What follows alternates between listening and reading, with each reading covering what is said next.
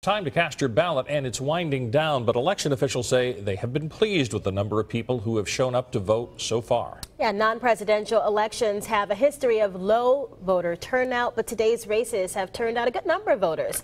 Fox News Baldwin County reporter Will Robinson-Smith joining us from the precinct at Daphne Civic Center. Now, Will, the probate judge says he's pretty happy with the turnout. Is that correct?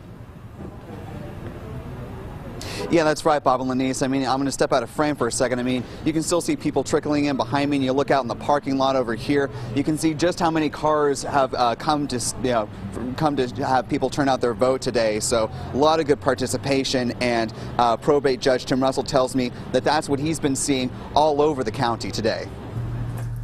Probate Judge Tim Russell is doing what he does every election day, making rounds to as many precincts as possible to see how voter turnout is progressing.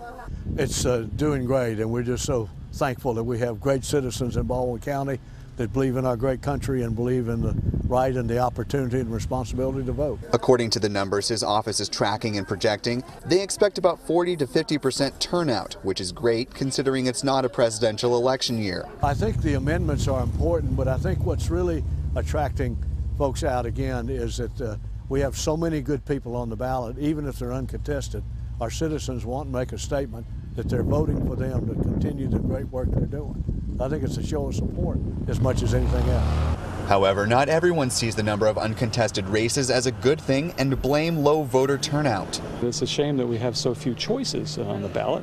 In many particular slots, there's only one candidate from the Republican Party, and I think if more people voted, we'd have more choices, and I think it'd be better for everybody.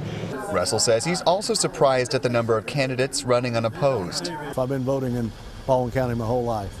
Even when I was away at college in the service, I'd come back and vote, retain my voting rights here. And I've just never seen this, so it's very unusual. And many voters agree that if you want different results, you can't stay at home. It's a patriotic day, and I believe in voting. I don't want to hear you complaining if you didn't vote. There was a few people on the ballot that I wanted to vote for, and then there were amendments that I thought it was important to vote on, so I did.